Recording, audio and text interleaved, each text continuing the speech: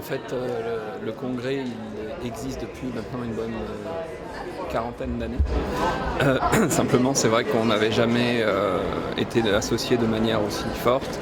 Un certain nombre de personnes qui sont enseignantes à l'IEP de Toulouse avaient pu participer dans le passé, avaient même été des chevilles ouvrières d'un congrès qui s'était tenu à Aix-en-Provence en 1985, puis par la suite avaient participé à l'étranger ou à Paris il y a quelques années.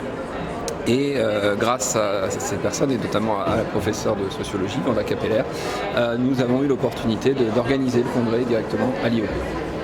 La première fois que ça s'organise à l'IEP, c'est la deuxième fois seulement que c'est organisé en province, en France. La dernière fois c'était à Aix-en-Provence en 1985, donc ça fait quand même assez longtemps. Pour Sciences Po Toulouse, c'est l'opportunité de s'intégrer dans un réseau de recherche de sociologie du droit.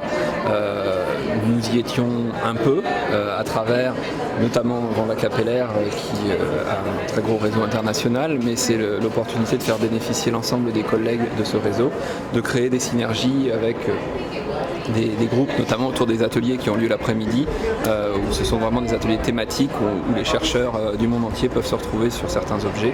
Et l'idée, c'est de permettre un renouvellement au-delà de l'événement lui-même, que ce ne soit pas juste one-shot, mais que ça permette d'intégrer cela dans la politique scientifique de l'IEP.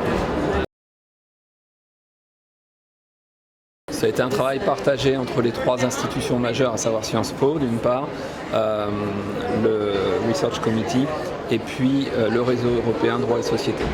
Et donc en fait il y a eu un comité d'organisation et un comité scientifique spécifique qui ont été mis en place, et c'est ce comité qui a fait les choix scientifiques d'inviter dans les séances plénières.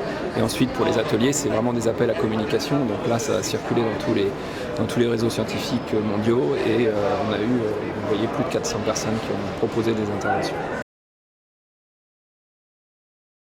Je crois que pour la première matinée, tout va bien. Maintenant, je croise les doigts pour que cela continue comme ça. Mais c'est vrai que pour l'heure, aucun souci d'organisation à déplorer. Le temps est au rendez-vous en plus, donc tout va bien.